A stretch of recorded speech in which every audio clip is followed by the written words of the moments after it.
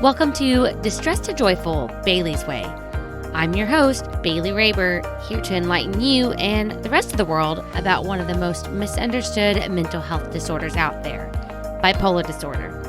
In each episode, we'll learn more about my personal journey with bipolar 2 disorder, how I've struggled with it, and how I've learned to overcome those struggles.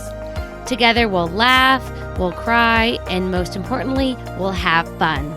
You'll leave each episode feeling hopeful and stocked full of useful information on how you can better yourself and the world around you.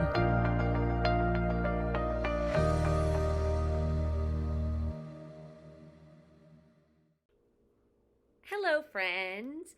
Welcome back to another episode. This one is really exciting. I'm excited for it. I hope you are too. But real quick, in terms of announcements, so I have finally started blogging about my recent wedding in India. So as an American attending an Indian wedding as a bride, I had a lot to learn ahead of time to get myself prepared and prepped for all the things that were going into the wedding. But I also have a very unique perspective of the experience because I didn't grow up attending these incredible events. So that said, I'm going to keep this short, but if you're interested in learning more about Indian weddings or you just want to see some photos of mine, I'm going to have the links to these articles. I've written 2.5 so far. 2 that are published, 1 more that's on the way. So those links are going to be in this episode's show notes, but you can also just head on over to whatisheybellsdoing.com/the-blog, and you can find it there too. So, I have a little self-reflection corner for today, which is why I kept announcements super short. I'm going to try not to go super long with today's episode in general. But something that I have struggled with my entire life is perfectionism. And you know what? This is something that I've learned to let go of. Granted, I have my moments where perfectionism will still fuck me up, but for the most part, I have learned how to not let it control my life and not, take over all the things, overthinking, anything like that. So before I kind of stem into all of that, let me just kind of explain what perfectionism is, just in case anybody listening right now isn't aware. But perfectionism is basically you have this notion that everything has to be perfect. And to be perfect means that this thing on the wall is crooked, so you're going to go up and fix it even though it's not your house, it's somebody else's house. Or you finish a project, let's say for class, I'm finishing something I had to sew for school, and then I undo and redo the same seam 5 times because it wasn't perfect. So I just kept doing it over and over until I finally got it perfect. Another way that I personally have struggled with perfectionism is with the way that I look. That's been a huge, huge, huge problem for me. And I have finally come to terms with these issues. Where they stem from, unfortunately, is from my mom. So she fucking struggles with perfectionism. I mean, I'm hoping things have changed. I haven't spoken with her in 4 years now, so maybe she's gotten better. But I remember growing up, y'all, if my tag was out in the back of my shirt, she would come up and she would flip it inside for me. I didn't ask you to do, I did not ask you to do that. I don't want you in my personal space, but it was bothering her, so she had to fix it. Or if something was the coasters were out of place on the table, she would move them, and literally she was always fixing things. And so as a kid, when you see your mom doing that, it turns into something that you start doing just out of habit. I mean, you learn from your parents.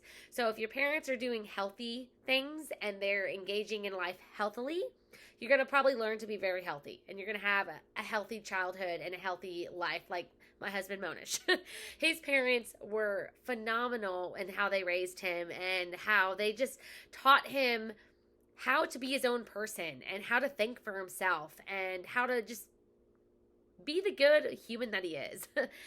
And then my parents, so while it's not their fault, their bad habits were learned by other people who taught their parents and so on and so forth. It's like generational problems that trickle down. So for me, recognizing that perfectionism was a problem, that actually started in 2019 is when I actually recognized the issue, because I had lost a bunch of weight and I still wasn't happy with how I was looking. Like, it still wasn't perfect. I had this little, like a little stomach pooch. I definitely have that now. I've gained some of that weight back. But like, y'all, I got down to 135 pounds. Like, that was the smallest I've probably ever been. Definitely the leanest. I was actually, like, my body composition, my muscle mass to my body fat and all that shit, the technical stuff, was athlete level. I was at that and I still wasn't happy with my body. That is a problem. Like, that is a fucking problem. That's perfectionism clouding your brain, making you think that you are not good enough when you fucking are. You are good enough just the way that you are. You are. So, what actually helped me, like, overcome a lot of these issues was one of Brene Brown's books. And I definitely should have figured out which one it was. Oh, The Gifts of Imperfection. Ooh, look at me remembering that. Oh, I'm so happy. The Gifts of Imperfection is the book of hers that I read that literally helped me overcome these issues. And I'll never forget, because I remember reading a chapter about messes. And I think what she had talked about was like making food in the kitchen. Like, I think she was making brownies with her daughter. Don't quote me on that. I think that's what was happening. Read the book yourself and find out. But she was making brownies with her kid in the kitchen, and they're making a mess. And she wanted to just like clean it all up instantly. But they were having fun, and they were having a good time, and they were bonding together, like mother-daughter bonding. So she could either let her perfectionism decide that they need to clean this mess up now, or she could sit back and just enjoy the moment, because we can clean the mess up later. It doesn't have to be cleaned up right now. So I literally started making messes and then cleaning them up afterwards. God, excuse me. But that's kind of how it helped me to like get over some of these perfectionism things. It's like, you know what? It doesn't have to be perfect. As long as it's good enough for me, then that's fine. Granted, I still struggle with this, but I have done so much better because I remind myself, I'm not perfect. I'm good the way that I am. I do this when I look in the mirror, and like yesterday, for instance, I was wearing a skirt and I had a little bit of like, what do you want to call this? A jelly roll? I don't know. I had a little fat hanging over the top of my skirt, and I looked at it in the mirror and I'm like, oh, I really hate this. And my husband looked at me and he goes, embrace it. He's like, this is your body. You are beautiful as you are. Embrace it. And I was like, you know what? You're fucking right. I am beautiful the way that I am. And yeah, there's a little bit of fat hanging over my skirt. So what? Who doesn't have a little fat on their body these days? You really should have a little fat on your body. So yeah, I just wanted to share this as part of the self-reflection corner this week, because I know that perfectionism is definitely a problem with others. I've run into plenty of friends who have had these issues too, but it's something that you can overcome. So if any of you guys are struggling with perfectionism currently, I really, really, really strongly recommend that you read The Gifts of Imperfection by Brene Brown. That is what literally set me on the path to overcome most of these problems. Again, it's a battle. I still struggle too, but I don't struggle like I used to. Okay, so let's go ahead and dive into today's episode, How to Manage Bipolar Disorder, Bailey's Way. So I'm going to start by reviewing what my research has found, and then I'm going to go into details on what I do specifically to manage my own bipolar disorder. So I'm doing this because I think it's important for y'all to hear what medical professionals are recommending, as well as what I do for me and why these things work for me. Because remember, what works for me might not always work for you, but if you hear what I do and the things that have helped me, it might give you some ideas or inspire you to try a couple new things on your own, or to just switch things up or whatever you need to do. Because we're all different. We all experience life differently. And again, like, sharing is caring, y'all. Sharing is caring. Okay, so I'm going to start by sharing what I found on mind.org.uk in an article titled Self-Management for Bipolar Disorder. So they list a couple different things. I'm going to go over them and then go into details about what they say. So most of this is quoted verbatim. Some of this I have kind of mixed in my own stuff. But again, the link to this article is in this episode's show notes. So go check it out if you want some more details. But the first thing that they mentioned is get to know your moods. So keep track of your moods daily by either jotting them down in a journal or in the notes on your phone. If you have an iPhone, they have a new diary app, which actually has a lock, which is really cool. Like, you can set a different pin to it. So, like, let's say, like, my husband knows the pin to my phone. He can unlock my phone. I know his. I can unlock his. But let's say for some reason I didn't want him to look into this, like, diary app on my iPhone. I could set a different pin. Now, that would never, ever be the case. But, like, that's something in case you guys, like, share pins with, like, your family members or something like that, like your passcode. I don't know why I'm calling it pins, a passcode. You can do this for this diary app on the iPhone now. So that's really nifty. So real quick, I am going to jot in a little bit of personal on this note. In terms of getting to know your moods, my therapist is actually having me do this right now. So a week ago in our last session, was it a week ago? It might have been the week before. It was the week before. It's 2 weeks ago now. She asked me to start jotting down every day, like, the moods, like the big moods I can remember that I experienced the most throughout the day. And I'm doing this so that we can both collectively look over all the data and see if there's a pattern of any sort. So she's also having me write down when I have my period as well, because that will affect my moods as a woman who gets a period. So that's something to keep in mind also. But having this data, you guys, is so, so valuable because you can watch for patterns with things. I'm actually going to try to do it for a whole year. I'll keep you updated if that is still going on. But the next thing that they mention to help manage bipolar disorder is to stick to a routine.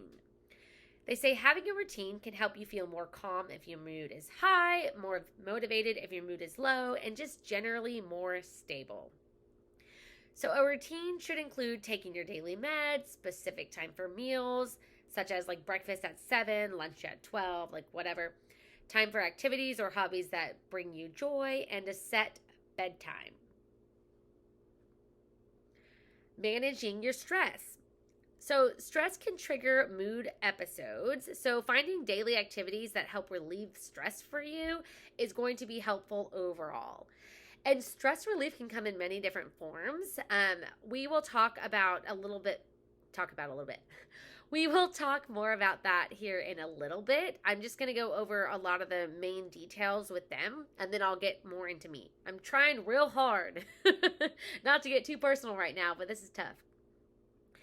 Manage your finances. I thought that was very interesting that was on the list, but it makes sense because this kind of goes hand in hand with managing your stress. Finances are usually a very big stressor for most people. So if you're having difficulties with your finances, you're probably going to be stressed out, which then that's like a trickle effect, like a domino effect of just like all the bad shit that could just pile up and cause problems.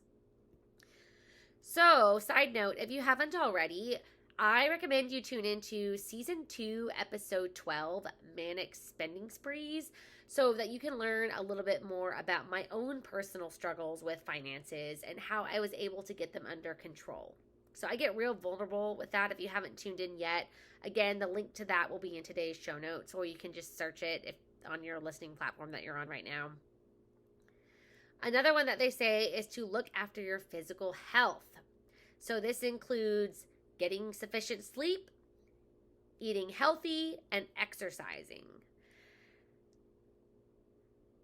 Build a good support network. This one I really, really like a lot. So I'm going to read verbatim from the article. It states, building a support network could help to manage your mood.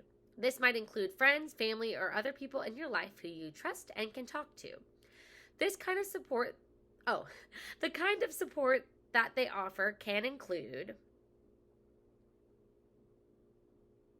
the kind of support they can offer includes being able to recognize signs that you may be experiencing a mood episode, helping you look after yourself by keeping a routine or a healthy diet, just holding you accountable, listening and offering their understanding, and helping you reflect on and remember what happened during a manic or a hypomanic episode. So in addition to these, I also found an additional article on psychom.net titled 6 Tips to Live Better with Bipolar Disorder that offers a few additional tips. So they did have some of the same ones, which was not at all surprising, but this one had a few others that I really loved. So the first one that I'm going to point out from them is stay connected. And guys, this one, I think that staying connected is a little bit different than building a good support system. So building the support system, that's the first step, is having relationships with friends and family and people you can count on and trust and talk to when you're going through some shit and you just need someone to be there for you. That is important. But you also should not just be reaching out to them when you are feeling like shit. You need to be actively engaging in this relationship. I think that where I struggle with that is I feel like sometimes, like when I do start to feel like shit, I don't reach out to people because I don't want to bother them. So personally, I think I need to do a better job of openly communicating with some of my friends and being like, hey, I love you. I trust you. You know I have bipolar disorder. You know how this can affect me sometimes. Like, how do you feel about me calling if I'm like down or upset or I need someone to talk to? Like, I think I really need to open that line of communication because I stay connected with my friends for the most part on a pretty regular basis, but I do struggle with feeling like a burden. But staying connected, most specifically, the reason why they say this is because if you are not having regular communication with people who matter to you, people who lift you up, who bring you joy, you might start to slip into a life of solidarity. And a life of solidarity can cause depression to creep on up. It can cause a lot of things. Like, guys, loneliness is a killer in the United States. Like, that is a killer of people, is loneliness. It's wild. That's bad. So when I sometimes will get really bad about not connecting with people when I'm feeling depressed. And my therapist, she's actually called that, she says that I'm reclusing. That's like the term she uses. And so the Merriam-Webster dictionary defines a recluse as a person who lives a solitary life and tends to avoid other people. And that is what I do when I start to feel depressed. I usually start to avoid people, which is a really bad habit that I need to break. So it's a good thing. We're both learning today, aren't we? So another thing this article mentions is to educate yourself. And you know what? Congratulations. If you're listening to this podcast right now, then you're already doing this. But please don't stop here. Seriously, check out additional episodes that I've released, as well as the show notes. The show notes are full of all the articles, guys. Anytime I quote an article, they are in the show notes because I want you to go and I want you to read more. I usually take bits and pieces of things, like both of these articles today. I just took bits and pieces. But do yourself a favor, go to the show notes and go read both of these articles in full to get a better understanding for yourself. That is how you can help yourself, by educating yourself just a little bit more. Like, still come to me, but just take it a step further. And then another thing that they mentioned in this article that I really, really liked is engage coping skills. So this is also something I'm not super great at, which I need to work on. Let me add that to my never-ending need to work on list. But I remembered one that my therapist has given me a couple of these, right? She's given me a couple different coping skills. And what these are they're things that you can do in the moment when you're experiencing some kind of distress or anger, or you're anxious, things like this. When your emotions are starting to get heightened, you can employ some of these methods to help kind of center yourself, bring you back down, level you out. And the one that I remembered the most is the 5-4-3-2-1 technique. So this is a grounding exercise that you could just do in your head. For me, I've done it when I've been like super anxious or like angry. I've definitely used this before when I was very angry, especially when I was working in customer service. But how this one goes is you list out 5 things that you can see, 4 that you feel, 3 that you hear, 2 that you smell, and 1 that you taste, which that last one is often really, really hard, which is probably why it's just 1. But I'll do it with you real fast for an example. So 5 things that I see. I see the couch pillow. I see my laptop sitting right in front of me. I see my water bottle sitting behind my laptop. I see my dog's ball on the floor, like his toy. And I see my backpack sitting on the chair right there. So that's 5 things I see. 4 things that I feel. I feel these headphones on my ears. I feel the seat of this chair under my butt. I feel the ring on my finger. And I feel this microphone in my hand. So if you are on YouTube right now, then you saw all those things I feel. 3 things that I hear. Man, I just really messed up because I'm wearing noise cancellation headphones.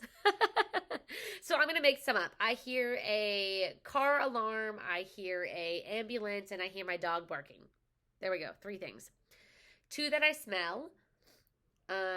Again, that's really hard right now. There's nothing in here I can smell. So I'll just say that I can smell dinner cooking on the stove, and I can smell the air freshener that goes off every 30 minutes.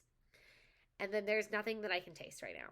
So, but what that does, guys, that just took like 2 minutes of my time, and it shifted my focus from whatever I was thinking about previously, which was this conversation, and it put me in the present moment. And it made me think, okay, let's look at what's going on here. What's actually happening in front of me right now? And this is especially helpful for anxiety, which is why I need to remember to do this more often. Because when you're anxious, you're usually worried about something. And when you're worried about something, 9 out of 10 times, it is out of your fucking control, or it's in the future, or it's something that already happened, or. There's just so many possibilities of it being nothing that's happening right here and right now. That's where anxiety gets you. So this here makes you focus on the here and now, which really, really helps. I know this helps. I've done it before, and it has helped me before. I've just obviously been out of practice. So it's a good thing I'm doing this with y'all, because I got some new reminders for myself now.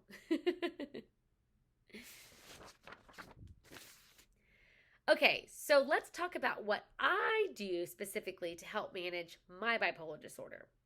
And before I go into all of these details, I want to just throw out there that I am a human and I am not perfect. And I still, to this day, even though I have been working so hard for the last 6 years on managing my bipolar disorder, I still sometimes struggle with doing the things that I need to do to help me stay balanced and more better.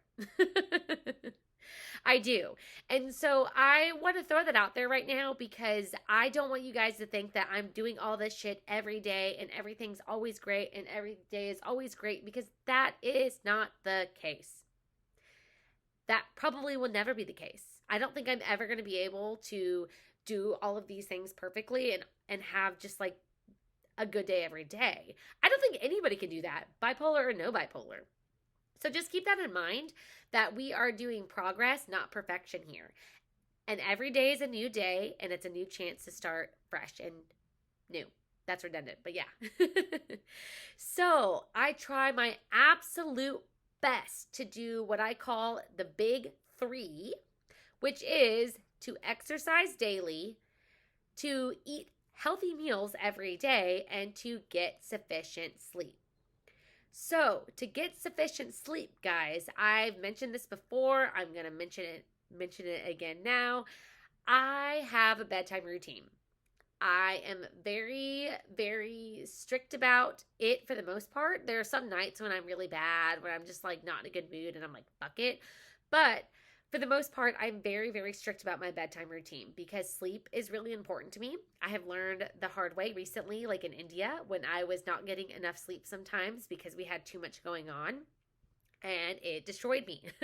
So I really need my sleep. So I have an article titled The Bedtime Routine That Regulates My Sleep, which I am going to share in the show notes today. If you want to check it out, I highly recommend you just take a look. I talk about my bedtime routine and also kind of give some tips to help you figure out how to start one for yourself, because sleep is so, so important. Oh, boom. And then the next one is sticking to a routine. So I just mentioned bedtime routine. That's something that I'm really good at sticking with for the most part. But what I need to work on right now, and I'm currently working on, is my morning routine, because that got all out of whack since returning from the recent 6-week trip to India. But that is something too, guys. A routine doesn't just have to be at bedtime. A routine could be your morning routine. It could be your routine throughout the day at work. It doesn't really matter. There's no set, it could be your after work routine. Just something where there's consistency every single day to keep things leveled out. Because y'all, when I worked as a server full time, my schedule was insane. It was all over the place. I never really knew what was happening. The week before is when I found out when I was working. I could not really establish a routine. And my life is drastically different from back then to now, because now I've been able to do that. I have, a 9-to-5 job where I'm working throughout the day. And so I have been able to work routines around that, which I did not realize how important it was until I got it. So if you have a stable job, like one that you know exactly when you're working every single week and it rarely changes, I really encourage you to work on some kind of morning or evening routine to add to that, just for more stability. It's really helpful, I'm telling you. So tracking my moods, I mentioned this one earlier, but right now I am like, oh man, I just really want to know the data. So I've kept up with it for 2 weeks. So let's hope I keep going. But I do want this data to be able to help figure out if there's any trends with my moods. That's something I really, really want to know, just to help keep me balanced in the future. Take my daily meds as prescribed. So this one really should have been listed first because it is super important. But I will say that I'm kind of shocked that it didn't really mention this in either of those articles that I quoted earlier. I don't remember seeing anything about daily meds. So this is something that, guys, if you are seeing a psychiatrist regularly and they prescribe you meds, take them as directed. Do what your doctor says. It is so, so important. Trust me, I've learned this the hard way. Please do as they say. Staying connected with my support network. So this one, guys. Building a support network. I'm not sure if I mentioned this earlier, but building that, it takes work. So relationships are a two-way street. That is something that I just want to remind everybody, that friendships are a two-way street. Romantic relationships are a two-way street. Family relationships are a two-way street. It takes effort. So do yourself a favor and work on cultivating stronger relationships with the people that you already have in your life that already bring you joy or encourage and support you already. Work on connecting with them more often, even just a text, guys, once a week, twice a week, checking in on them. So that way, when you do need them, it's a two-way street. You're checking in on them. So when you go to them, I feel like that's self-explanatory, but Yeah, like check in on your friends. They'll start to check in on you. If they're not checking on you, that's another problem. But yeah, it is super super important to stay connected with people and to continue working on these relationships. And the last one I'm going to mention is going to therapy regularly. So, this one, I was actually shocked that it was not mentioned in either of the articles either. Like, what's going on here? But then again, therapy is unfortunately not always available for everybody because it's not cheap. But if you can afford to see a therapist, I seriously recommend it. I've been seeing my therapist for 12 years now. 12 fucking years. And she has helped me in so many ways. I can't even tell you guys how much she has helped me.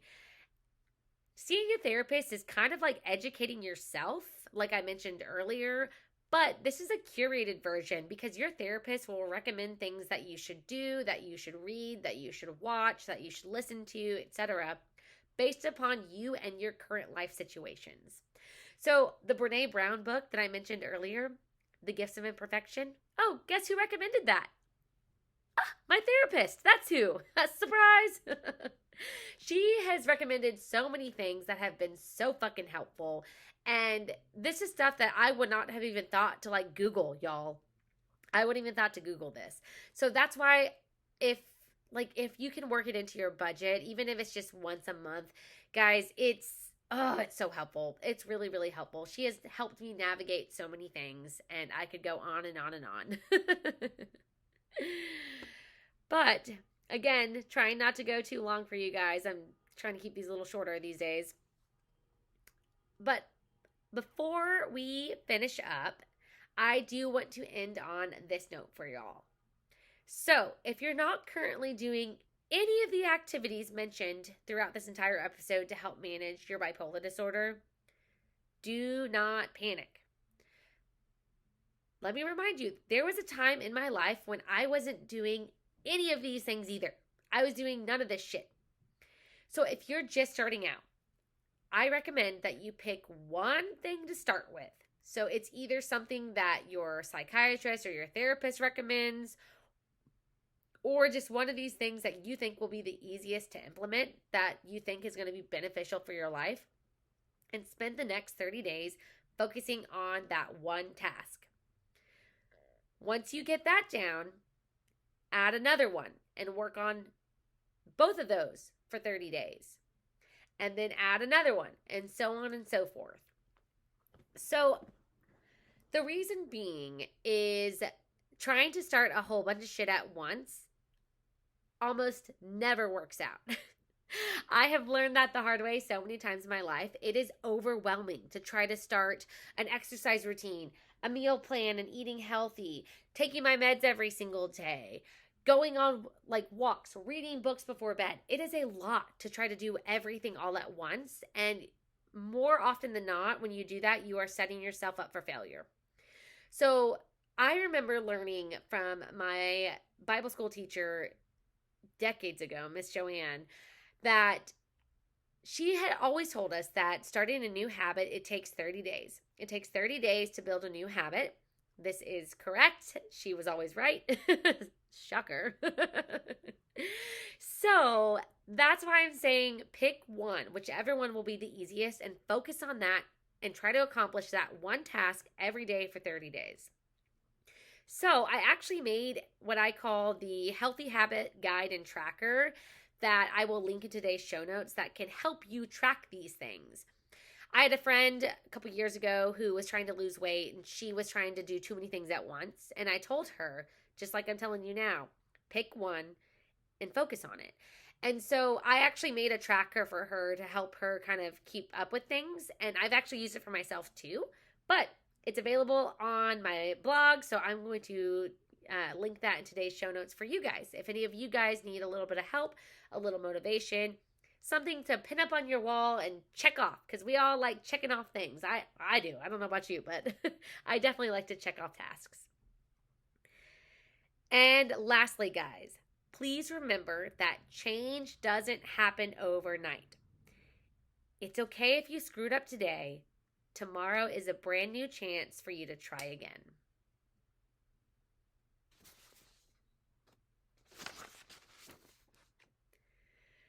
Okay, win of the week. So this segment was created for you guys, and this is just a way for us to come together and spread some positivity and share some good things that have happened in our lives. So I am going to share a win of the week for me today, and that is that yesterday I got to see my friend Corey for the first time in like a year and a half. Way too long. It has been way too long. He happened to plan a trip up here. He doesn't live in Houston anymore. He lives in a neighboring city an hour away. So he drove up with some of his friends, and I got to go meet up with him and his now fiance, which I didn't know about. Rude. Anyways, it was so good to get to see him and get to catch up a little bit and just reminisce on how we both have grown. So I met Corey when I was a server full time, and so was he. And y'all, we were both the Hot Mess Express. Like, our lives were fucking shit show. Both of us. We were both struggling so hard back then. And it is just so beautiful to get together with him and to be like, wow, like, look at us now. Look at us now. We are completely different people. We have changed and we have grown, and our lives have become the beauty that we had always imagined that we wanted them to be. And like, we made it possible. Like, holy shit. So that, guys, if you have a friend that you have been through hard times with and you're, both out of it, cherish that. That is such a beautiful thing for you guys to get to sit down and be like, damn, we got ourselves out of that hell and into the beautiful lives we have today. Like, I love it. It was so good. So if you have a recent win that you want to share with me, you can send in your submissions by heading over to whatisheybellsdoing.com/win of the week. You can also just DM me on Instagram at distressedjoyful_Baileysway, or send an email at whatisheybellsdoing@gmail.com. This is your chance for a shout out on the show, so please send them in. So in the next episode, we're going to discuss how to cope with losing friends. So everybody comes into your life for a reason, a season, or a lifetime. I've heard that so many times throughout my life. I firmly agree with it. And unfortunately, a lot of my friends over the last couple of years have entered into my life for a reason and a season, not a lifetime. So some of this was because of me. Other times it was all on them. But regardless of how these friends were lost, it still sucks. Y'all, it can sometimes even feel as bad as like a romantic breakup. Like, I have grieved some friendships, which, that said, I'm going to dive into all of this in the next episode and talk about what has helped me cope with both choosing to end a friendship that was no longer serving me, as well as how I've coped with a friend choosing no longer to want to have a relationship with me. Both of the ways. So be sure to tune into that. It's going to be some good stuff. I know that I'm not the only one who has dealt with the loss of friends. This world is crazy that we live in these days. But until next time, take it easy, stay grateful, and be joyful. Bye. Thanks for tuning in to another episode of Distressed to Joyful Bailey's Way. Head on over to whatisheybellsdoing.com to find the resources mentioned throughout this episode. Be sure to follow the show on Instagram at distressedtojoyful_Bailey's Way and on Facebook at Distressed to Joyful Bailey's Way. If you enjoyed this episode, please leave a rating on your favorite podcast listening platform or write a review on Audible or Apple Podcasts. Lastly, don't forget to hit the subscribe button to stay up to date with new episode releases. Until next time, take it easy, stay grateful, and be joyful. Bye!